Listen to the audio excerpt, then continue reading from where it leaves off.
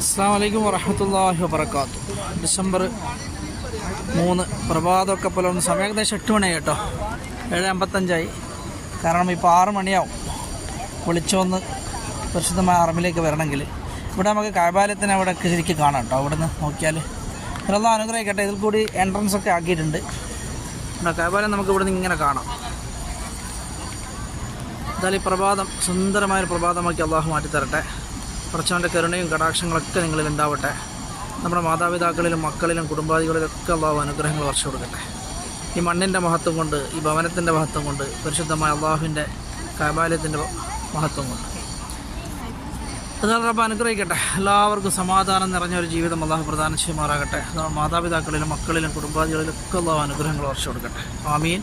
എല്ലാവർക്കും സ്നേഹത്തിൻ്റെയും സമാധാനത്തിൻ്റെയും ഒരു നല്ലൊരു പ്രഭാതം എന്ന് പ്രത്യാശിക്കുന്നു. പരിശുദ്ധമായ ഹറമിൽ നിന്ന്. അസ്സലാമു അലൈക്കും വറഹ്മത്തുള്ളാഹി.